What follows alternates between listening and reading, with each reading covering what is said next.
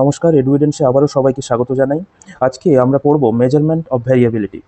Measurement of ভ্যারিয়েবিলিটি থেকে আমরা জানবো রেঞ্জ, এসডি, কিউডি, তাদের ধারণা, বেশ কিছু প্রশ্ন উত্তর অর্থাৎ সমস্যা এবং তার সমাধান আমরা বুঝবো উদাহরণের সাহায্যে, এবং সবশেষে গিয়ে জানবো আমরা কোনটা কখন ব্যবহার করি, কোন ক্ষেত্রে আমরা কোনটা ব্যবহার করি, এবং সাথে আমরা জানবো আন্তঃচতুর্থাংশ চ্যুতি সম্পর্কে। তো চলো শুরু করা যাক। আমরা এর আগে কেন্দ্রীয় প্রবণতার পরিমাপ সম্পর্কে জেনেছি। কেন্দ্রীয় প্রবণতার পরিমাপ এবং বিষমতার পরিমাপের মধ্যে যে পার্থক্য, সেখান থেকেই আমরা বিষমতার পরিমাপের সঠিক ধারণাটি বুঝতে সক্ষম হব। তাই প্রথমে সেই জায়গাটা আমরা জেনে নিই যে আমরা আগে কেন্দ্রীয় প্রবণতার পরিমাপ করলাম, তার সঙ্গে বিষমতার পরিমাপের পার্থক্য ঠিক কোথায়। কেন্দ্রীয় প্রবণতার পরিমাপ কোনো রাশি তথ্যমালার মানগুলিকে সহজ ও সংক্ষিপ্তভাবে প্রকাশে সাহায্য করে, অর্থাৎ এটি হলো রাশিমালার প্রতিনিধি স্থানীয় মান।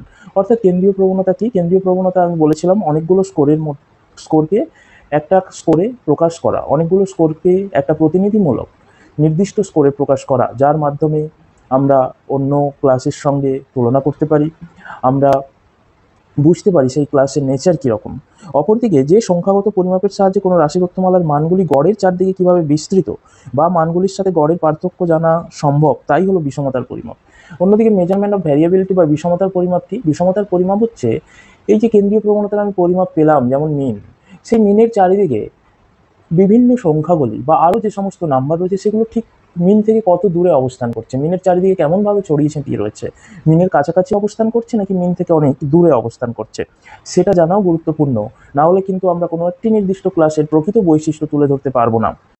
দ্বিতীয় পয়েন্ট কি, আমরা কেন্দ্রীয় প্রবণতার সাহায্যে কোনো দলের সমধর্মিতা বা অসমধর্মিতা সম্পর্কে জানতে পারবো না। অর্থাৎ স্কোরগুলো কেমন, স্কোরগুলো ঠিক কাছাকাছি অবস্থান করছে, তারা একই নেচারের, নাকি যে যার মতো করে আলাদা আলাদাভাবে ছড়িয়ে ছিটিয়ে রয়েছে, অনেকটা দূরে দূরে অবস্থান করছে, ঠিক একই নেচারের নয়, সেটা আমরা কেন্দ্রীয় প্রবণতার সাহায্যে জানতে পারি না। সেটা জানতে হলে আমাদের বিষমতার পরিমাপ জানতেই হবে। বিষমতার পরিমাপের সাহায্যে দলের সমধর্মিতা বা অসমধর্মিতা প্রকাশ করা সম্ভব। অর্থাৎ হোমোজেনিটি বা হিটারোজেনিটি, এই জায়গাটা খুব মনে রাখবে, এটা আমরা কেন্দ্রীয় প্রবণতার পরিমাপের সাহায্যে জানতে পারি না। এর জন্য আমাদের বিষমতার পরিমাপ করা প্রয়োজন। আমি একটা সুন্দর উদাহরণ দিচ্ছি। ধরো দুটো সেকশন, ক্লাস 10-এর দুটো সেকশন, একটা এ সেকশন একটা বি সেকশন। তো এ সেকশনের ছেলেমেয়েরা একটা পরীক্ষাতে এভারেজে অর্থাৎ গড়ে 50 করে পেয়েছে, অর্থাৎ সেন্ট্রাল টেন্ডেন্সি বা মিন সেকশন এর বেরোলো 50, অন্যদিকে সেকশন বি এর মিনও বেরোলো 50। তাহলে এই দুটো ক্লাসের মধ্যে বা দুটো সেকশনের মধ্যে আমি কম্পেয়ার করবো কি করে? আমি কেন্দ্রীয় প্রবণতার পরিমাপ বের করলাম, একটা স্কোরে সমস্ত স্কোরগুলোকে প্রকাশ করলাম, সেই একটা প্রতিনিধিমূলক স্কোর বেরোলো, সেকশন এর ক্ষেত্রে 50, সেকশন বির ক্ষেত্রেও 50। তাহলে আমরা তো দেখছি দুটো সেকশনই ইকুয়াল পারফরমেন্স করেছে, কিন্তু না। এবার যদি আমরা বিষমতার পরিমাপ করতে পারি, তাহলে আমরা জানতে পারবো যে 50 তো এভারেজে পেয়েছে দুটো সেকশনই, সমস্ত ছেলেমেয়েরা, কিন্তু এ সেকশনের স্কোরগুলো বেশি মিনের কাছাকাছি রয়েছে, নাকি বি সেকশনের স্কোরগুলো মিনের কাছাকাছি বেশি রয়েছে। যদি মিন থেকে অনেক দূরে দূরে অবস্থান করে স্কোরগুলো, তাহলে আমরা বলবো স্কোরগুলো হিটারোজেনিয়াস। আর যদি মিনের কাছাকাছি অবস্থান করে স্কোরগুলো, তাহলে আমরা বলবো তাদের মধ্যে হোমোজেনিটি রয়েছে, অর্থাৎ তাদের পারফরমেন্স অনেক বেশি সেন্ট্রালাইজ, অনেক বেশি মিনের কাছাকাছি রয়েছে, অর্থাৎ তাদের পারফরমেন্স ঠিক মিনকে কেন্দ্র করেই গড়ে উঠেছে। অন্যদিকে অন্য সেকশনের পারফরমেন্স অনেক দূরে দূরে ছড়িয়ে ছিটিয়ে স্কোরগুলো অসামঞ্জস্য রয়েছে, তাদের মধ্যে হিটারোজেনিটি ভাব রয়েছে। এই জন্যই আমরা বিষমতার পরিমাপ করি। বিষমতার পরিমাপকে মূলত 5 ভাগে ভাগ করা যায়। একটা রেঞ্জ, একটা মিন ডিভিয়েশন বা গড় বিচ্যুতি, রেঞ্জ বা প্রসার প্রথমে, তারপরে মিন ডিভিয়েশন বা গড় বিচ্যুতি, তারপর ভ্যারিয়েন্স, তারপর আদর্শ বিচ্যুতি বা সম্যক বিচ্যুতি অর্থাৎ স্ট্যান্ডার্ড ডেভিয়েশন, এবং চতুর্থাংশ বিচ্যুতি বা কোয়ার্টাইল ডেভিয়েশন। তো দেখে নেওয়া যাক প্রথমে রেঞ্জ কি।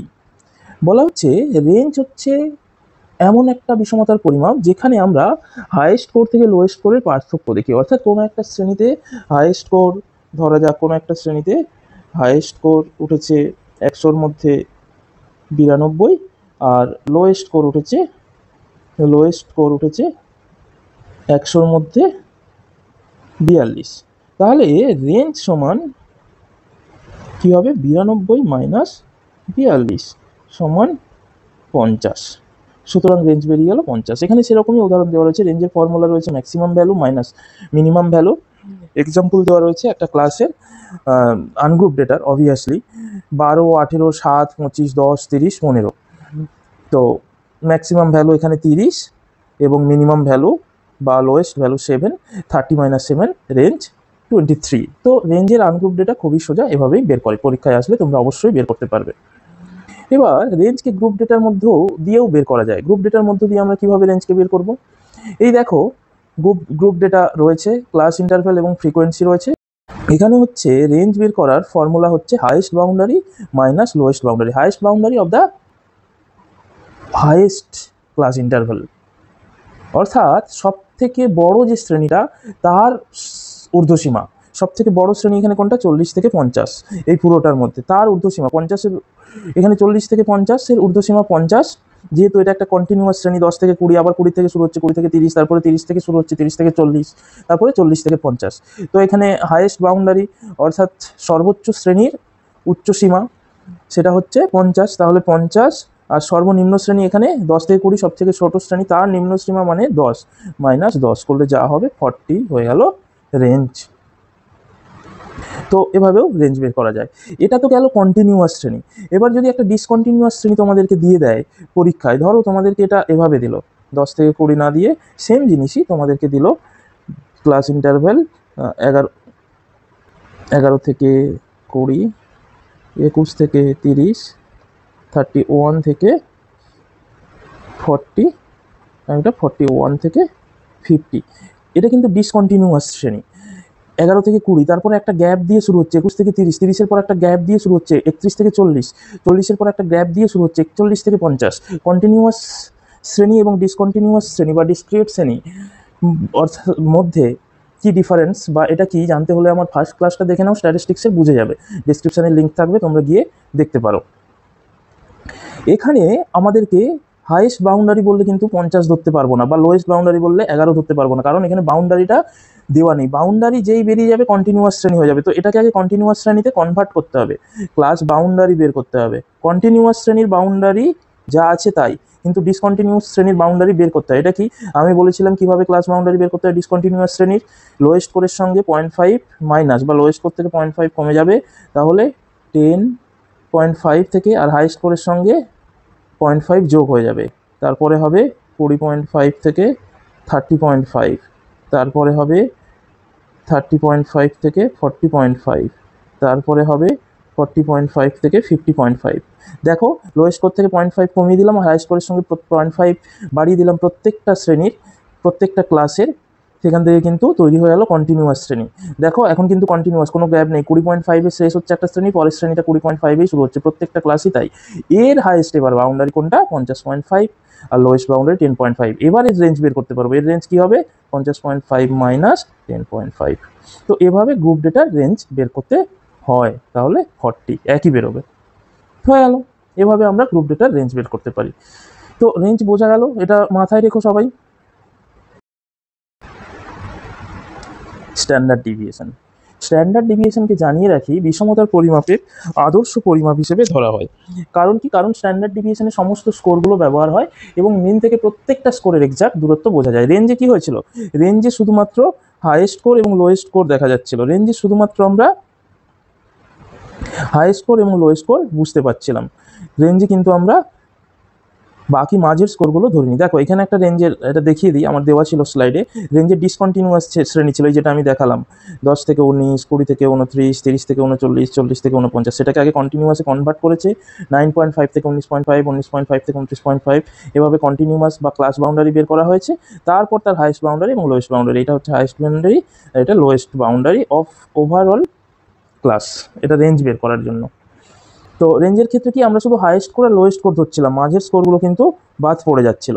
কিন্তু স্ট্যান্ডার্ড ডিভিয়েশন, এই দেখো এখানে এতগুলো স্কোর ছিল আনগ্রুপ ডেটার ক্ষেত্রে, আমরা শুধু 30 আর 7-এর মধ্যে ডিফারেন্স করলাম। বাকি স্কোর, এটা যদি 12-এর জায়গায় 13 হতো, এটা যদি 15-এর জায়গায় 16 হতো, কোনো এফেক্ট পড়তো না, রেঞ্জ সেম বেরোতো। তো রেঞ্জের ক্ষেত্রে বাকি স্কোরগুলো উপেক্ষিত হয়ে যায়, কিন্তু স্ট্যান্ডার্ড ডিভিয়েশনের ক্ষেত্রে প্রত্যেকটা স্কোর ব্যবহৃত হয়, মিন থেকে প্রত্যেকটা স্কোরের দূরত্ব বোঝা যায়। তাই স্ট্যান্ডার্ড ডিভিয়েশনকে কিন্তু আমরা আদর্শ বিষমতার পরিমাপ বলতে পারি, এটা মনে রাখবে। আদর্শ বিষমতার পরিমাপ, আদর্শ বিষমতার পরিমাপ হচ্ছে স্ট্যান্ডার্ড ডিভিয়েশন, এইচডি। এটাকে সিগমা সাইন দ্বারা প্রকাশ করা হয়। তো এটা হচ্ছে আদর্শ পরিমাপ। তো স্ট্যান্ডার্ড ডিভিয়েশনের ফর্মুলা কি? স্ট্যান্ডার্ড ডিভিয়েশনের ফর্মুলা √/(n)। এখানে এক্স ছোট এক্স মানে কি? ছোট এক্স মানে হচ্ছে এক্স মাইনাস এম এর হোল স্কোয়ার। ছোট এক্স মানে হচ্ছে এক্স মাইনাস এম। এবার স্কোয়ার লাগালে এক্স স্কোয়ার মানে, আর যদি আমরা এভাবে করি ছোট এক্স স্কোয়ার মানে এক্স মাইনাস এম এর হোল স্কোয়ার। তো এটাই হচ্ছে এক্স স্কোয়ারের সূত্র। আর এখানে বড় এক্স এর অর্থ কি? বড় এক্স মানে হচ্ছে স্কোর, আর এম মানে মিন। তো ছোট এক্স মানে কি? স্কোর মাইনাস মিন, এবং তারপরে তার এক্স স্কোয়ার আছে আমাদের, তারপরে তার স্কোয়ার করতে হবে, সেটা আমি দেখাচ্ছি কিভাবে করতে হবে। তো ছোট এক্স মানে এক্স মাইনাস মিন মানে স্কোর মাইনাস মিন, সেটা স্যামেশন মানে যোগফল, এবং ডিভাইডেড বাই এন মানে টোটাল নাম্বার, টোটাল যতগুলো স্কোর আছে সেটা রুট করে দিলে আমাদের কিন্তু এসডি বেরিয়ে যাবে আনগ্রুপ ডেটার ক্ষেত্রে। এই যে দেখো, এক্স মানে ইন্ডিভিজুয়াল স্কোর, এম মানে মিন, এন মানে total number of the scores যতগুলো সংখ্যা আছে, আর এক্স মানে deviation of score from the mean, অর্থাৎ স্কোর থেকে মিনের পার্থক্যকেই বলা হচ্ছে এক্স। আর এক্স স্কোয়ার মানে এক্স থেকে মিন বাদ দিয়ে সেগুলোর স্কোয়ার করে দেওয়া, তাহলে এক্স স্কোয়ার হয়ে যাবে। আমরা করে দেখি তাহলে বুঝতে পারবো। এই দেখো, এইটার এসডি বের করতে দেওয়া আছে 52, 50, 56, 68, 65, 62, 57, 70। এই স্কোরগুলোর এসডি বের করতে বলা হয়েছে বা সিগমা বের করতে বলা হয়েছে। তাহলে প্রথমে কি আমাদের এসডির সূত্র কি? Summation x square N. তো এক্স স্কোয়ার পেতে হলে এক্স মানে আমরা জানি কি? স্কোর মাইনাস মিন, এক্স মাইনাস এম। তো প্রত্যেকটা স্কোর থেকে আমাকে এম মাইনাস বা মিন মাইনাস করতে হবে, তার জন্য প্রথমে মিন বের করে নিতে হবে। মিনের সূত্র কি আমি জানি? যতগুলো স্কোর আছে সেগুলো যোগ করে যতগুলো সংখ্যা আছে সেটা দিয়ে ভাগ করা। এখানে সব স্কোরগুলো যোগ করলে 480 হবে, আর 1 2 3 4 5 6 7 8টা স্কোর আছে, তাই 8 দিয়ে ভাগ করে দেওয়া আছে। মিন কীভাবে বের করতে হয় জানতে হলে আগের ভিডিও সেন্ট্রাল টেন্ডেন্সির ভিডিওটা দেখে নাও, ডেসক্রিপশনে লিঙ্ক আছে, স্ট্যাটিস্টিক্সের সেকেন্ড ক্লাস। তো এভাবে আমরা মিন বের করে মিন পেলাম 60। এবার দেখো, এইগুলো তো একটা স্কোর, প্রত্যেকটা স্কোর থেকে মিন বাদ গেছে। 52 থেকে 60 বাদ গেছে সমান -8 হয়েছে, 50 থেকে 60 বাদ গেছে -10 হয়েছে, 56 থেকে 60 বাদ গেছে -4 হয়েছে। এইভাবে প্রত্যেকটা স্কোর থেকে, এখানে 70 থেকে 60 বাদ গেছে 10 হয়েছে, প্রত্যেকটা স্কোর থেকে মিন বাদ দিয়ে দেওয়া হয়েছে। তারপর আমরা এক্স পেয়েছি, এক্স বা এক্স মাইনাস এম। এবার আমাদের সূত্রে কি আছে? X square. এবার সেই এক্সগুলোকে, এগুলো একটা এক্স, সেগুলোকে আমরা স্কোয়ার করেছি। এখানে 28 64 স্কোয়ার করলে সাইনগুলো উঠে যাবে, মাইনাসে মাইনাসে প্লাস হয়ে যাবে, 10 10 100, 4 4 16, 28 64, 5 5 25, 2 2 4, 3 3 9, 10 10 100। এবার আমাদের কি আছে? Summation x square. স্যামেশন মানে যোগফল, কাদের যোগফল? এক্স স্কোয়ারের। তাহলে সমস্ত এক্স স্কোয়ারগুলোকে যোগ করে দেওয়া হয়েছে, 382 হয়েছে। এবার এন মানে তাহলে কি হলো? সামেশন এক্স স্কোয়ার 382 বসিয়ে দেওয়া হয়েছে। এন মানে যটা স্কোর রয়েছে 8, এনের জায়গায় 8 বসিয়ে দেওয়া হয়েছে। তো 382কে 8 দিয়ে ডিভাইডেড করলে 47.75, সেটা রুট ছিল, রুট করে দিলে 6.91। এইভাবে আমরা আনগ্রুপ ডেটার এসডি বের করি। এসডির আমরা গ্রুপ ডেটার ক্ষেত্রেও বের করি। গ্রুপ ডেটা হয়তো তোমাদের WBSSC-তে আসবে না, তাই গ্রুপ ডেটা আমি এখানে দেখাচ্ছি না। কিন্তু গ্রুপ ডেটা মানে অর্থাৎ যখন ক্লাস ইন্টারভেল ফ্রিকোয়েন্সি থাকবে তখনও আমরা এই সূত্রই প্রয়োগ করি, শুধু একটু আলাদা। শুধু আমি ফর্মুলাটা বলে দিচ্ছি, summation F X square by N group ডেটার ক্ষেত্রে এসডি ইকুয়াল টু। তো এটা মনে রেখো, যদি সূত্র জিজ্ঞেস করে এটা বসিয়ে দিও। তখন স্যামেশন এক্স স্কোয়ারের বদলে এফ এক্স স্কোয়ার হবে, কারণ ফ্রিকোয়েন্সিগুলোর সঙ্গে এক্সট্রা গুণ হবে, তারপরেই এসডি বেরোবে। তো এই ফর্মুলাটা মনে রেখো। এরপর আমরা করব কিউডি। কিউডি মানে হচ্ছে কোয়ার্টাইল ডিভিয়েশন। কিউডির ফর্মুলা মনে রেখো, Q3 minus Q1 divided by 2। এটা হচ্ছে কিউডির ফর্মুলাটা জাস্ট মনে রেখো। অর্থাৎ কিউডি মানে কি? Quartile deviation. কোয়ার্টাইল ডিভিয়েশন মানে কি? এই যে Q3 Q1 এগুলো কি? আমরা যদি একটা স্কেল ধরে নিলাম 1 থেকে 100, তো কোয়ার্টাইল মানে কি? একটা স্কেলকে যদি 4 ভাগে ভাগ করি, ধরো 25, এখানে 50, এখানে 75, 1 2 3 4, একটা স্কেলকে আমরা যদি 4 ভাগে ভাগ করি, তার একটা অংশকে Q1 বলে। অর্থাৎ এই যে এই অংশটা, এটাকে আমরা বলবো Q1, এই অংশটা এটাকে বলবো Q2, এই অংশটা এটাকে বলবো Q3, এই অংশটা এটাকে বলবো Q4। আর আমাদের সূত্রে কি? Q3 minus Q1 divided by 2 করলে বেরোবে কিউডি। Q3 মানে কি? Q3 মানে এই পুরো অংশটা, এখান থেকে এতটা হচ্ছে Q3। আর তার মধ্যে Q1 কোনটা? এই এতটা। এইটুকু বাদ দিয়ে দিলে কি থাকে? এইটুকু বাদ দিয়ে দিলে Q3 মাইনাস Q1 করলে এইটুকু পড়ে থাকে। এইটুকুকে Q3 মাইনাস Q1 করলে যেটা থাকে সেটাকে আমরা বলবো আন্ত চতুর্থাংশ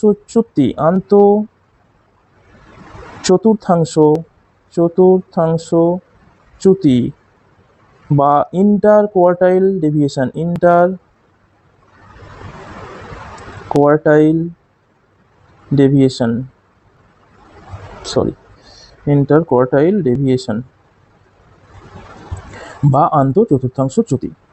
তো এই যে Q3 থেকে Q1 মানে এটা বাদ চলে গেল, পড়ে থাকলো এই এতটা, কারণ পুরোটা ছিল Q3, তার Q1 বাদ চলে গেল Q3 থেকে। আর এটাকে বলা হচ্ছে আন্তঃচতুর্থাংশ চ্যুতি বা ইন্টার কোয়ার্টাইল ডেভিয়েশন। এইটাকে যখন 2 দিয়ে ডিভাইডেড করে দেবো, এইটার যখন হাফ করে দেবো, সেটাকেই বলা হচ্ছে কিউডি, কারণ কিউডির সূত্র আন্তঃচতুর্থাংশ চ্যুতি বাই 2, অর্থাৎ Q3 - Q1/2। তো এটাকেই বলা হচ্ছে কিউডি। তো কিউডির ক্ষেত্রে এটুকুই মনে রেখো আপাতত।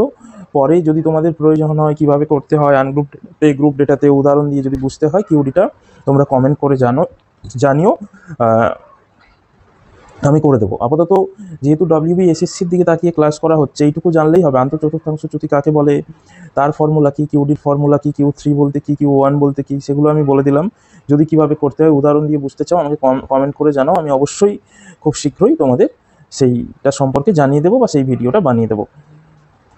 তো এই তিনটের মধ্যে কোনটা কখন আমরা ব্যবহার করব? আমরা রেঞ্জ কখন ব্যবহার করব? যখন স্কোরগুলো সংখ্যায় অল্প থাকবে ও ছড়ানো থাকবে। অল্প স্কোর থাকলে আমরা সেখানে হাই স্কোর মাইনাস লোয়েস্ট স্কোরেও আমরা বিষমতার পরিমাপ বের করতে পারি, অসুবিধা নেই। খুব তাড়াতাড়ি বিষমতার পরিমাপ জানার প্রয়োজন যখন খুব ফাস্ট করতে হবে, কারণ রেঞ্জ খুব ফাস্ট বেরোয়।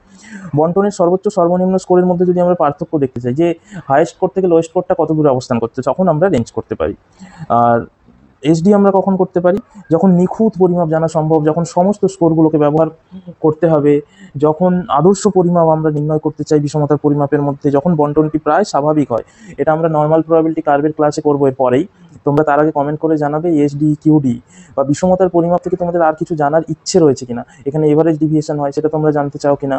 যদি প্রয়োজন হয় আমি জানিয়ে দেবো। যেহেতু WBSSCর দিকে তাকিয়ে ক্লাসটা করছি, সেহেতু আমি অল্প কিছু জিনিস বললাম যেগুলো পরীক্ষায় আসতে পারে। একসাথে অনেক কিছু বললে তোমাদের গুলিয়ে যেতে পারে, বা কিউডি আরও ডিটেলসে জানতে হলে, এসডি গ্রুপ ডেটা জানতে হলে তোমরা বলবে, আমরা ভিডিও বানিয়ে দেবো। কিন্তু অবশ্যই আমরা নর্মাল প্রবাবিলিটি কার্ভ, অর্থাৎ এরকম একটা কার্ভ হয় নর্মাল প্রবাবিলিটি কার্ভ, সেটা যখন পড়বো আমরা বুঝতে পারবো স্কোরগুলো যখন নর্মাল থাকবে তখন আমরা এসডি করব, আর স্কোরগুলো নর্মাল না থাকলে, স্কিউড থাকলে, তখন আমরা চতুর্থাংশ বিচ্যুতি করব। আর যখন মিন থেকে স্কোরগুলো কত দূরে ছড়িয়ে ছিটিয়ে রয়েছে, মিনের চারিদিকে প্রত্যেকটা স্কোর মিন থেকে কত দূরে আছে সেটা জানতে চাইবো, তখন আমরা এসডি করব বা আদর্শ বিচ্যুতি করব। আর চতুর্থাংশ চ্যুতি আমরা যখন মিডিয়ানের চারিদিকে স্কোরগুলো কতটা ছড়িয়ে ছিটিয়ে রয়েছে, যখন স্কোরগুলো নর্মাল থাকবে না, স্কিউড থাকবে, তখন আমরা চতুর্থাংশ বিচ্যুতি করব। যখন শ্রেণীর প্রান্ত দুটো উন্মুক্ত থাকবে, অর্থাৎ প্রান্তের স্কোরগুলো সম্পর্কে আমাদের অতটা ধারণা নেই, তখন আমরা চতুর্থাংশ বিচ্যুতি করব। যখন আমরা মধ্যবর্তী 50, যখন বন্টনটি ঠিক মধ্যবর্তী 50% স্কোরের দু প্রান্তের স্কোর দুটি জানা দরকার হয়, অর্থাৎ মধ্যবর্তী যে 50% স্কোর আছে সেটা কত থেকে কতর মধ্যে আছে, মাঝখানের 50% স্কোর কত থেকে কতর মধ্যে আছে সেটা জানতে চাইলে আমরা চতুর্থাংশ বিচ্যুতি করব। এগুলো আরও ডিটেলসে জানা যায়, তোমরা জানতে চাইলে কমেন্ট করে জানাও, আমি ডিটেলস করে দেবো। কিন্তু WBSSCর দিকে তাকিয়ে আজকে যা পড়ালাম এটুকুই যদি তোমরা ভালো করে করো, আশা করি প্রশ্ন পেয়ে যাবে। তো ডিটেলস ভিডিও চাইলে অবশ্যই কমেন্ট করে জানাও। আর তোমাদের WBSSCর জন্য কোনো ইম্পর্টেন্ট টপিক যেটা টাফ লাগছে, কমপ্লেক্স মনে হচ্ছে, এরকম টপিক যদি বুঝতে চাও সেটাও কমেন্ট করে জানাও, অর্থাৎ তোমাদের যা মনে হচ্ছে ফিডব্যাক দাও, আমি সেই অনুযায়ী মুভ করব, কারণ ক্লাসগুলো তোমাদের জন্যই। এবং পরবর্তী ক্লাসে আমরা নর্মাল প্রবাবিলিটি, স্কিউনেস, কার্টোসিস এগুলো নিয়ে আলোচনা করব। থ্যাংক ইউ সো মাচ, আবার দেখা হবে, ভালো থেকো, নেক্সট ক্লাসে দেখা হচ্ছে।